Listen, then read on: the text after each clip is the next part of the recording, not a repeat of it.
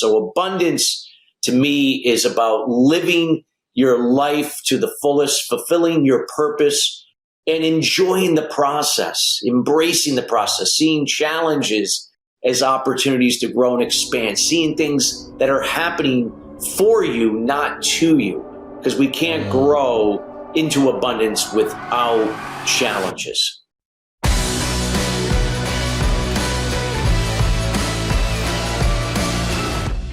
Welcome to Evolve Leadership, the arena where high-achieving leaders are challenged to redefine their limits. My name is Angus Nelson. I grew up in the United States and I now live in Lisbon, Portugal. I'm an executive coach and I've spent my career advising and training leaders from startups to Fortune 500 companies. And here's what I've learned. An old, ineffective leadership framework will always keep you on a hamster wheel, consumed with work-life balance, burnout, and stress. Here on the show, each week we'll help you rethink the path to achievement. We'll help you discover new principles, new philosophies to the modern leader. Look, the world is relentlessly changing, demanding a new era of leaders. It's time to redefine your limits. So enter the arena, my friend. It's time to evolve.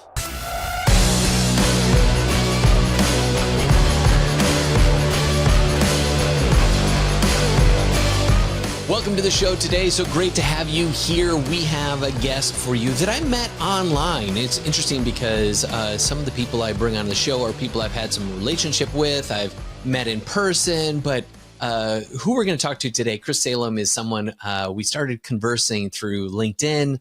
That started some curiosities. He had me on his podcast. I'm like, dude, you should totally be on my podcast. And so we did a little bit of exchange, and today you're going to dive into his world a little bit. We kind of like peel back the layers. I ask him a couple questions and wind him up and watch him go. This guy has got some leadership chops for you today. Now, Chris is an accomplished CEO. He's a certified workplace advisor, professional keynote speaker, award-winning author, corporate trainer, and he's also the host of a radio show and a media personality. He's dedicated to empowering business leaders and businesses to foster better workplace environments. And he also helps leaders into higher engagement and retention with their staff, generating more clients, increasing customer experiences, and scaling their overall revenue. He's also the author of a couple of books. One is called Master Your Inner Critic, Resolve the Root Cause. And then he also wrote another book that he co-authored with Jack Canfield called Mastering the Art of Success. He's a radio show that I told you about, Sustainable Success. It's part of the Voice America Influencers channel and Business Influencers with Tal Radio, part of a Touch of Life Foundation. Gosh, this guy's got so much going on, and he's going to share a lot of it on this show. With that, let's jump into the conversation right now. Well, welcome to the show, Christopher. So great to have you here today. It's a pleasure to be here. Thank you for having me. So what's life like weather-wise for you right now? Well, believe it or not, for most of this week, we're at midweek here. It's been relatively somewhat mild for December here during the holiday season here in the Northeast in the United States. But it is now dropping down to normal temperatures. Matter of fact, it's supposed to get pretty cold. So we're going to have a pretty cold Christmas. So, which is fine by me. As long as there's no snow on the ground, I'm good. That's why I was asking, is because being over here in Portugal, the one thing my wife and I talked about this week, I grew up in Wisconsin, and I said, the one thing that I'm actually really missing, and I kick myself for saying this, I'm just kind of in awe, but I miss being in a land of winter wonderland. Yeah. Where I walk into the house and the fireplace is, roaring, and, the smell of food, and Nat King Cole is playing. Back when I was a kid, that was on 8-track. Yeah. Yeah, I remember those. I came Christmas. From that era. Mm-hmm. So that's what I miss. And then when we're asked, what were we going to do for Christmas dinner? And I know if you're listening to this, it's obviously we're way past Christmas by the time you're listening to this. But hey, you can get nostalgic even if this show comes out in July. We can have Christmas in July. There you go. Enjoy your roast beef. For sure. And With that, I thought that would be a good segue because today I want to talk about this level of what we have in the holidays is generosity and abundance and overflow. And we think about all the ways that we can help and serve one another. So I thought that would be a good setup for today because it's one of the things you do. Now, as I introed in here, you've written a couple books and, part of success in some of your theorem, I suppose, is this understanding of what abundance looks like in our lives. And I would love for you to just kind of expound, like, why is that the case? Well, when abundance is going to be the eye of the beholder. Everybody's going to have a certain look on what abundance means to them. Abundance can mean, having optimal well-being in how you take care of your emotional and mental state of being, your physical state of being. Also can be financial in terms of, we look at things from a place of having enough of everything.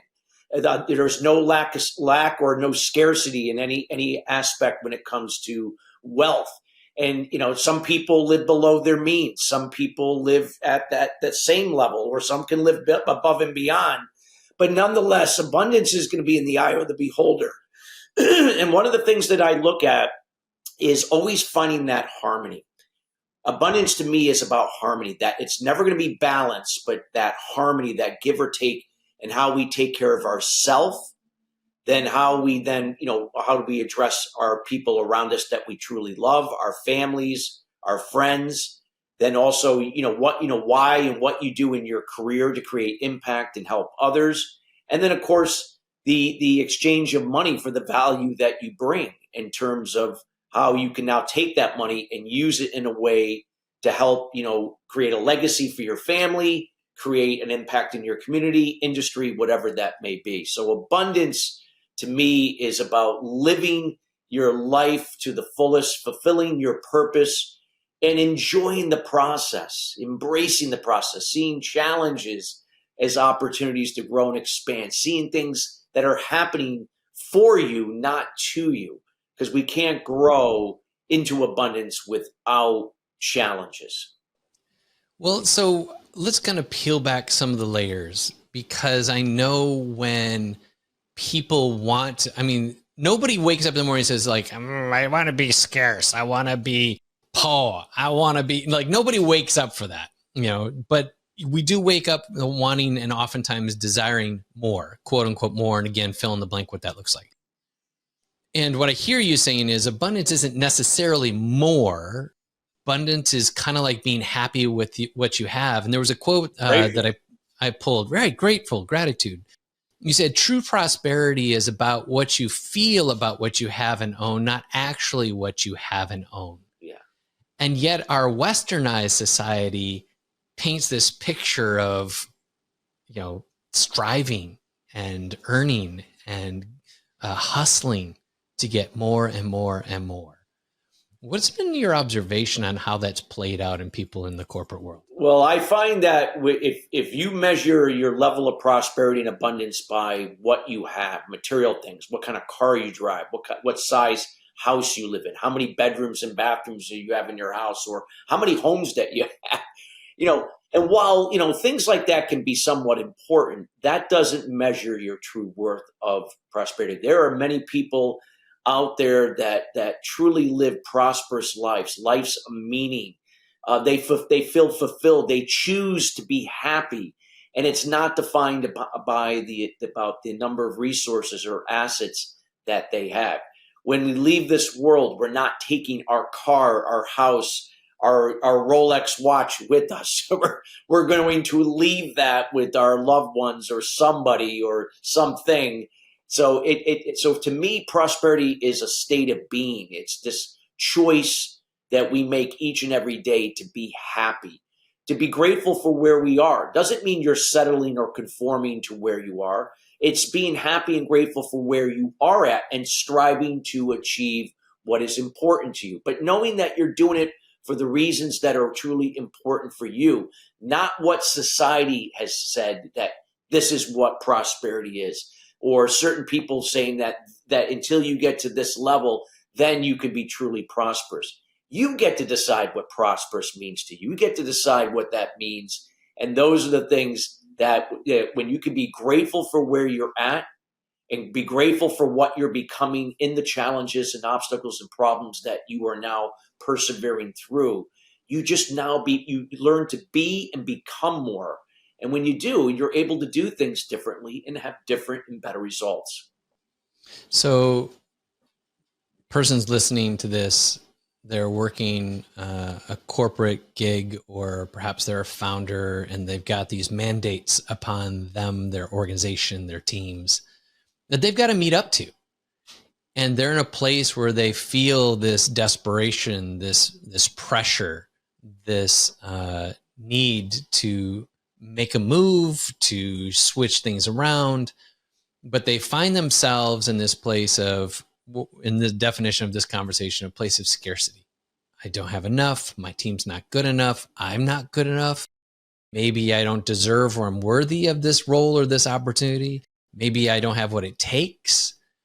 When you're coaching someone from this role, what are some of the things that you share with them to invite them into seeing through a different lens? Yeah.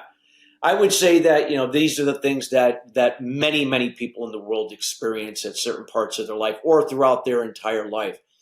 What I do is I create awareness by making myself to be vulnerable and transparent, that I lived the first 30 years of my life from my limiting beliefs. And limiting beliefs are found in almost every person on this planet. Limiting beliefs are forged during our child development years.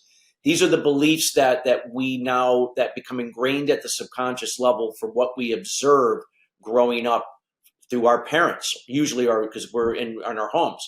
We observe what our mom and dad are, how they communicate to themselves and other people, how they behave, what their attitude is, how they react versus respond to situations, and their action. And these are the things that as we grow up, we are either going to take things that are positive and negative from those observations, and that will become part of us. And if they are negative beliefs, these are the things that are going to impact us in everything that we do growing up. It's going to impact our level of confidence, our self-esteem. It's going to impact how we communicate to ourselves and other people, our own behavior, our attitude, and how we see the world, our emotions versus, again, are we reacting instead of responding to situations and people, and our level of action. That's why a lot of people procrastinate. They're busy but not productive. That's a form of action. So with that being said, just knowing that, being aware that our limiting beliefs are playing a major role in why we might feel this lack or this level of scarcity, or you're not good enough. But it's just knowing that you're not alone. And through that awareness, it's realizing, how can I shift my way of thinking from lack to abundance? How can I shift away from limiting beliefs? So the first thing is to recognize, what are those limiting beliefs? I know for me, it was that I had a strong need for validation. And the reason why I had a strong need for validation, because I didn't get that growing up from my father. I was always striving for his attention and his approval. And when I didn't get it, guess what? Where did I seek it out? You, all of you. So there was no coincidence why I grew up to become a passive person in terms of my communication and my behavior. And what that meant is I said yes to everything. I would go out of my way to please and enable you for the sake of you validating me and saying, Chris, thank you for helping me. You're a great guy and you're really knowledgeable at doing this, this, and this. And by the way, what you did to help me is great, but it wasn't good enough. So I'm going to raise the bar, and you're now going to have to jump through even more hoops. Now, we all know that those expectations do not go unfulfilled. And these are the very things that lead to burnout. And I was burned out. I had anxiety. I was stressed. And then it would develop into resentment and anger with other people. I was also a perfectionist. I got that from my mother growing up, because I grew up observing that my mother, everything had to be perfect. And if it wasn't, she would take care of it. So I grew up a codependent. I grew up in a codependent home. I had a strong need for validation. I was a perfectionist. So that perfection side lended itself to also have an aggressive style to my communication behavior. So I was a passive aggressive. And that is very confusing to people, especially when you're a business leader. So my behavior would contradict what I said. And then what I said would contradict my behavior. With that being said, those are the very things that led me down a path of being exhausted, anxious, and feeling stressed. And these are the very things that when you can be aware of that, we can learn to shift our way of thinking. I learned that fear is when something triggers fear, a situation or people, that's a message to let you know that we can now learn to think in a different way. We can learn to think in the moment, not in the past and the future where fear thrives, but in the moment where fear is reduced. And we can learn now to shift our way of thinking away from expectations, because expectations go unfulfilled, whether if they're your own or other people, because expectations are caught up in the control we can't control. So I've learned to shift away from expectations to outcomes and to now operate from intentions. I can control my intentions. I cannot control expectations. Here's why. There are things that we can control in our lives, and there are things that we can't control. Well, the things that we can't control are some of the obvious, right? We can't control the weather, can't control COVID, can't control the economy, what's going on in the world in terms of wars and people that are in disagreement with one another. We can't control traffic. But there are things that we can control. And there are 5 major things that we can. And those are how we communicate to ourselves and other people. Are we communicating from our inner champion versus our inner critic each and every day? Are we communicating to ourselves in an assertive versus a passive aggressive way, meaning that I'm being very specific, clear, and concise with my communication to myself versus being passive or aggressive? Now, and it in turns when I'm communicating to other people, whether if I'm the sender or the receiver, doesn't matter. I'm always responsible for that. I can't control how somebody else is going to respond to me. So I can't assume and speculate what they're going to come back with. I got to be specific, clear, and concise with my communication, and then hope that person now is going to be specific, clear, and concise to me. I can control that. My behavior, same thing. Passive aggressive or assertive, or both, or passive aggressive too. Learning how to shift my behavior to being assertive, being specific, clear, and concise with my behavior in alignment with my communication. My attitude and seeing things happening for me, not to me. Meaning that when things are happening for me, I see challenges and opportunities as a way to grow and expand. I see it as a good thing. When it's happening to me, I'm the victim. I use excuses. And often you're going to be that person that's complaining and gossiping to other people, sucking people into your negativity and drama. Number 4 is our emotions, knowing that you can learn to respond to situations and the people beyond your control rather than react. Hey, it's okay if you feel angry. That's a negative emotion. And it's okay to feel that way, but I don't have to react from it. I can learn that I can now pause, remove myself from the situation. And when I compose myself, I can now respond from a secondary emotion. So now I can respond, and then I can deal with my negative emotion on my terms to get through it. And number 5 is our action. I can control my action. And action consists of 4 pillars of success. That is our foundation and how we train our minds each and every day to be present, operating from intentions, learning to control what we can, learning to let go of what we can't, and learning how to be prepared, prioritizing our day. What are the priorities that really matter that go into the must box? Then the should box are the things that complement our must. These are the things that will allow us to carry out those important priorities. Our could box are the things that are also important and urgent, but they can be delegated. So now if I can learn to work on my business or work on my relationship with my wife and my children, I don't have to always work in it, because now I can delegate things that I can allow me to focus on my strengths to the priorities that really matter. And then the next box is the avoid box. Get rid of all the other crap that are not relevant to your well-being, to your relationship, to your business, whatever it may be. Get rid of it. So when I can now take action, I am laser focused in the moment, and I am not busy and not productive, which is another form of procrastination.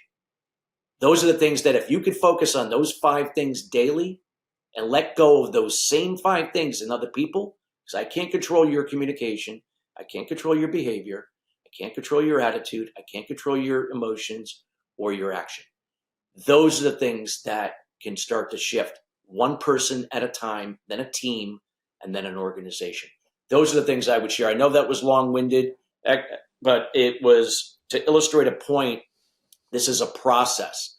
But when it starts with one person, and then you can be the example and be a resource, just like children observe with their parents growing up, it can rub off on other people in a positive way. Yeah. So I want to back the train up, because we were just like, we just got on the high speed European, like, so, the first part is kind of like what you describe as the core elements, right? That's that root cause, Yeah. as you call it.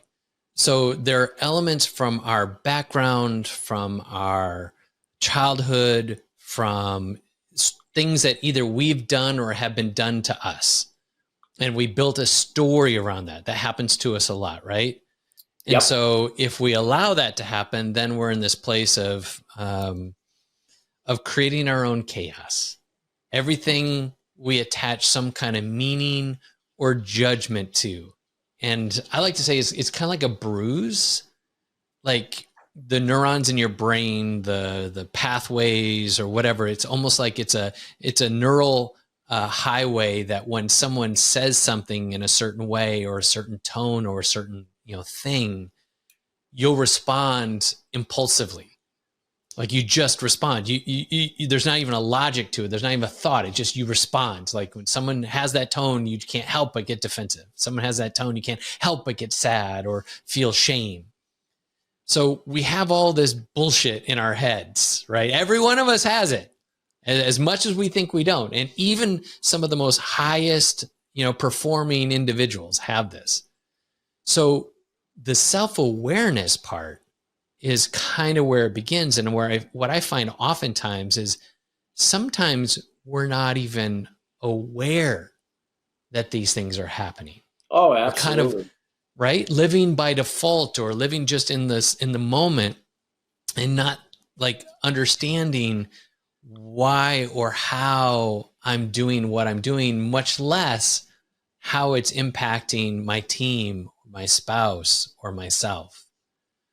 So what are some of the ways that people can have more self-awareness, to have that kind of clarity? And then two, what do they do with it? How do they backtrack of all the chaos they've been creating themselves and now do it differently?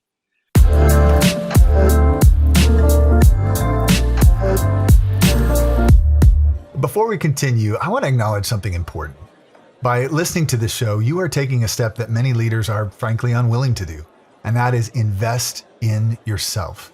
And to honor your commitment, we want to invest in you. Our research shows that elite leaders excel in 6 core areas, and we've developed a quick 2-minute assessment to help you highlight your strengths, uncover your blind spots, and see how you stack up against other top leaders. You'll get a personalized report that pinpoints the areas you can address to evolve into that next level leader.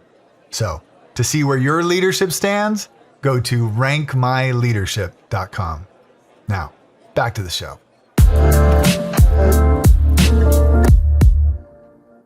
Well, I would say it starts with how we change the way we think. I believe that without changing the way we think, then it won't be able to impact how we be, to become it, to do things differently, and then have different and better results. Our communication will not change. Our behavior will not change. Our attitude will not change. All the 5 things that I talked about. So it starts with how we think, learning to shift away from the past. When we operate in the past and the future, fear thrives. But those are messages that when we have certain situations that are not going right, and how we react and how we express it through negative, those are just messages saying that you have something that's unresolved in deep down, those limiting beliefs. So it's starting there. If you can't truly love yourself, then you will always be let down and hurt by other people. But when other people let you down and maybe hurt you, not intentionally, because a lot of times they're doing it because they're hurt themselves, because you have a strong foundation from within and you love yourself, you're not going to be impacted like you used to be. Like when I'm with my wife, I'm not dependent on my wife. I'm not, I love my wife, but we have an interdependent relationship. My happiness isn't dependent upon her. It's just her. She complements that. I choose to be happy. I choose, but if I don't fill my cup, then I can't be an example and be a resource for her to do the same for herself, and vice versa. No one can come in and make me happy. I have to choose to be happy, regardless of what's happening in my life. So how can we go about now change our way of thinking to be less codependent, to be more interdependent, to shift away from expectations from outcomes, to be more intentional, to think in the moment. It starts with we got to train our mind to be in the moment. It's through a daily routine. And it's like with a daily routine, if it's like a New Year's resolution. If I said, go to the gym and now you got to do this, this, and this, and all these activities in order to lose 30 pounds, you might say, okay, great. I'm going to do that right after the new year. And guess what happens? You go to the gym and then something comes up and it gets in the way, and then you don't do it. And then another year goes by and nothing happens because you tried to take on the whole result that you're seeking all at once, and it becomes overwhelming. And this is why that's what expectations and outcomes, they're caught up in the end result instead of the process. Start with one thing. Say to yourself, when you wake up in the morning, instead of waking up at 6 a.m., I'm going to get up at 5 a.m. And I'm going to get up at 5 a.m. I'm going to do that for 30 days. I'm going to get up at 5 a.m. And then after that, I'm going to add one thing. I'm going to meditate for 10 minutes for 30 days. Then graduate up to 20 minutes. I'm going to do that for 30 days. Then another 30 days, add in journaling. Then add in maybe exercise. So every month you're adding a new routine that will serve to fill your cup. And so when you could do it for 30 days, you add another one. So now after you did one, you'll end up doing 2, then 3, then 4, whatever amount is required to develop your routine to take care of yourself emotionally, mentally, also physically. These are the things that are going to find harmony in your life and shift your way of thinking. So it's the process that will lead to the results you seek, not that I'm tied to the results from the beginning, setting myself up for failure. Yeah, I like to call that the inputs. If you look at the foundation of everything we do, we have to look at the inputs. What are we putting into ourselves? Because that's what's going to come out. And if we put in a bunch of garbage, whether that be unhealthy media, the news, all the agitation of the world, if we put in, crappy food, crappy alcohol, whatever, there's good alcohol too. But like if you put in all the crappy everything in stuff, moderation, right. There's this essence where now all of a sudden when you show up, you'll come into those situations from that place of agitation, anger, frustration, or whatever. And now there's so much static into the conversations or to the relationships versus, like you said, I think James Clear calls it habit stacking. Yeah, just like very similar with habit stacking, one at a, because you can only do one thing. Like I have ADHD. I was born with it, and when I started doing this 25 years ago, and I started meditating, it was the hardest thing because for somebody with ADD to sit still for even 10 seconds was a difficult task for me. And I did not get into a meditative state for 9 months. I would just sit there and say, this is a waste of time. Why am I doing this? But yet something kept telling me, keep doing it. And I did it even though it was the last thing in the world I desired to do. And I did it anyway. And eventually I got into a theta wave state. And it just got better and better. And then I eventually added things, journaling. I had a workout routine. I read every day a chapter 2 out of a book. I make my bed. I review my daily goals and reprioritize as required. I do that series of habits that become now a routine every day. So even though I've learned to shift my way of thinking from in the moment, from intentions rather than the past and the future from expectations, it's not like I've graduated and it's like, or I've arrived. This is an ongoing thing. You think of it like you're never going to graduate. It's always progress in motion. This is something we do for the rest of our lives. But what it does is because if it changes our way of thinking, we begin to see the world in situations and other people in completely a different way. And we don't feel like we are the victim, or we feel like we're being punched around like we used to, where we would react to everything that wasn't going right. Because now I can allow these things to kind of roll over me and kind of see it as a way to grow and expand. And I don't take it personal. And I'm not saying that you don't have your moments. We're human beings, but they're far and few between, like before, where I was the king of reaction. And growing up an angry young man, I just blew up at anything that didn't go my way. And so I had to change my way of thinking. But these are the things that we can do to develop into great leaders, into great mentors, great role models, whether, again, if you are working for a corporation or running a business, or you're a mom or a dad or a husband or wife, or a member in your church or a member in your community, doesn't matter. All of these types of things of way of thinking and how it impacts those 5 things that we can control can be a game changer in creating a life of abundance, prosperity, joy, and most importantly, happiness in your life. Yeah. And there's this essence of change that for so many people feels scary. If you've done something the way you've always done, it's rote, it's habit already. It's its own thing, right? And so you have to change that inertia. You have to change that, that status quo. And now you're going to do something different.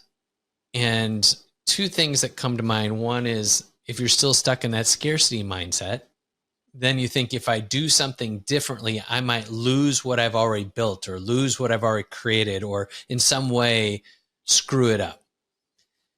The second thing that comes to me that I think of, and this is where I've observed in a lot of conversations, is that change is always perceived as hard and going to take a long time.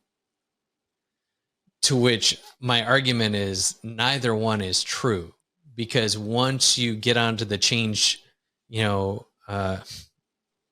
perception of starting to see the world through a different lens, I think it actually becomes a contagion. It gets exciting. It gets new. It gets fresh. It does.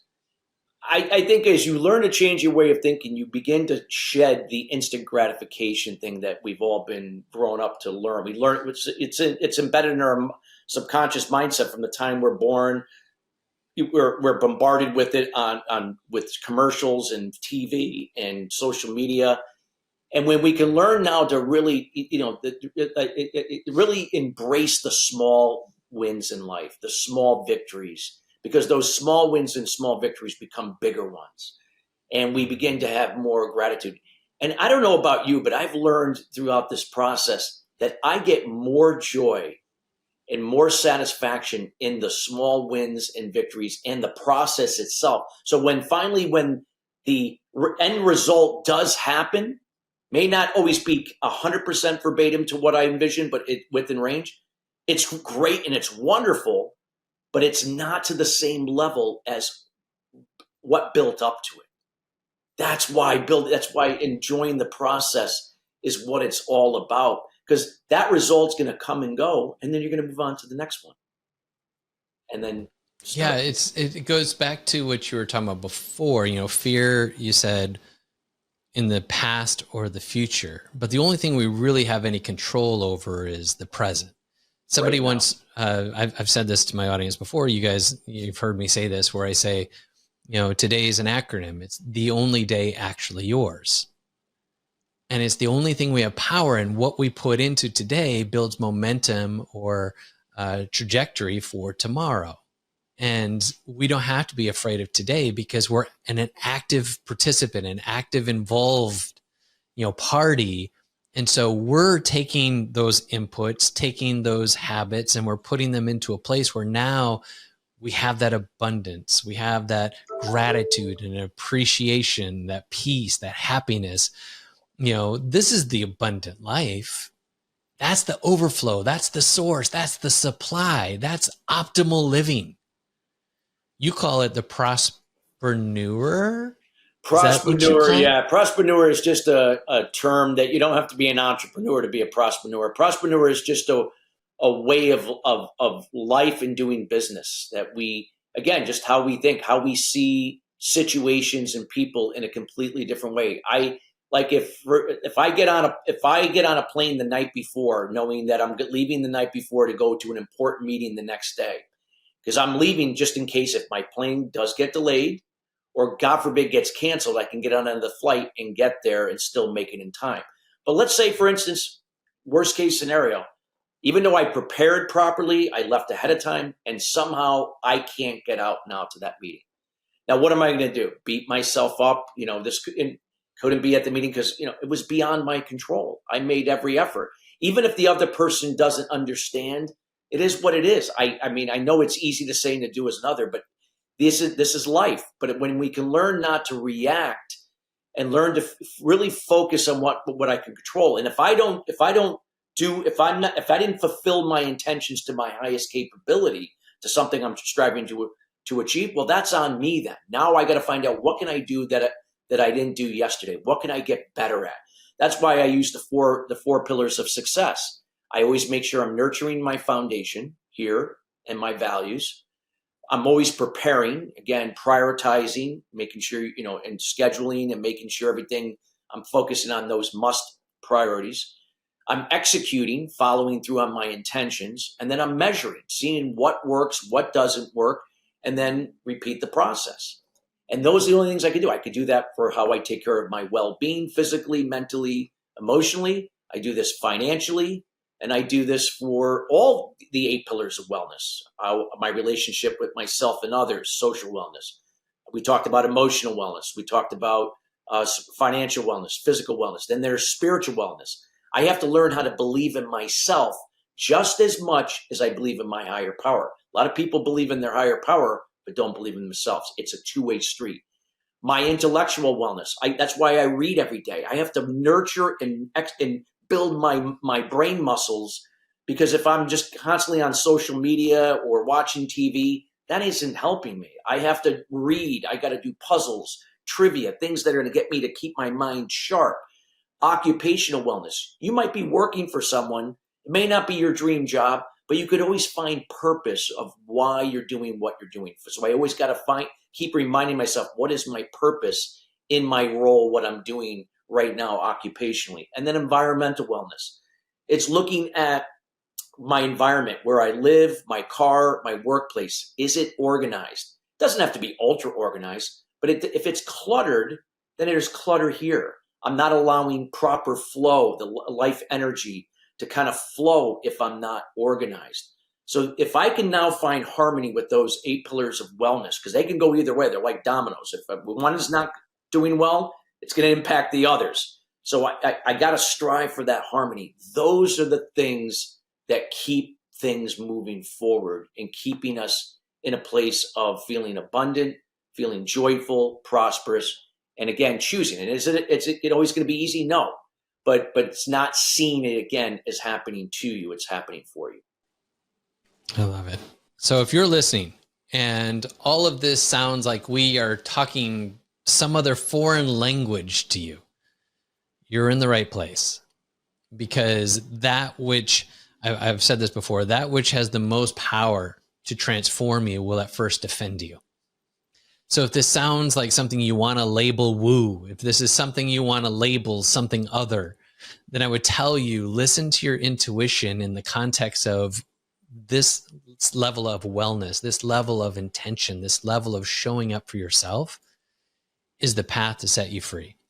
And if it seems like a challenge, it was Ryan Holiday that wrote the book that said, the obstacle is the way. And if you're making excuses and you're staying in your scarcity, then you already know that what you've been doing is no longer serving you. It got you this far, but it's not going to get you to where you want to go. But ultimately, here's what I want you to leave with. You don't have to stay the same. And how you transform your life is a contagion to how you impact and influence those around you. To be a better leader, to be more conscious, more happy, it's going to take a slight bit of change in your everyday habits. Chris, if you were to leave this audience with one last thing, one last thought to help them, what would you say? I'm going to leave with a quote of mine, a slogan that I use quite a bit, and it's a game changer in anything you do in your life and business. Give without expectation, receive without resistance. And what that means is when you give without expectation, you're not doing it from a place of pleasing and enabling people. That's a codependent behavior, passive aggressive we talked about earlier. Because if I please and enable people, I'm not really helping them. I'm just helping them to keep them stuck. And it's just going to not do good for me. But when I give without expectation, I give from being the example of that every day. I have to be as a leader, I'm being the example of that through my communication, behavior, attitude, emotions, my action. And then I be resourceful. I share resources that will help and inspire and encourage people to do for themselves. That gets people to move forward. Some codependent people may not like that at first, but eventually when they take ownership of what's not working in their lives or career, they begin to appreciate and have more gratitude. And then they come back and may appreciate that you helped steer them in the right direction. So give without expectation. And then when it comes back to you, it doesn't mean it comes back from the same person you gave to. It could come back from anywhere. As long as it serves you, fills your cup to spill onto others, you gladly receive without resistance. Many people have a hard time receiving. You don't have to do that. You don't owe me anything. But what they don't realize is they're blocking off that prosperity and abundance coming back to them after they've done something, because again, they might not feel worthy, something for whatever reason. Receive it. Fill your cup to spill onto others. It's like a boomerang, and keep repeating that process. Be amazed how your life changes for the most part for the better. Oh, I love it, Chris. Well, thank you so much for sharing your own generosity and abundance with us today. Chris, this has been a real joy. Appreciate you. My pleasure. As we wrap up another episode of Evolve Leadership, thank you so much for taking time to invest in you. If there's to be any sustainable growth in your company or even in your relationships, you must grow first. And it's what I love to do for leaders, to help them grow, to challenge their thinking, sharpen self-awareness, to instill an unshakable confidence, and ultimately upgrade their sense of self. And we do this through our proprietary method called Agile EQ Plus, where we're leveraging agile leadership and emotional intelligence. We provide our signature training for individuals, and for businesses, we've designed a unique curriculum for company-wide learning and development. If you'd like to learn more about our training or to schedule a call, you can simply go to evolveleadership.org. And until next time, stay driven, keep climbing, and never stop evolving.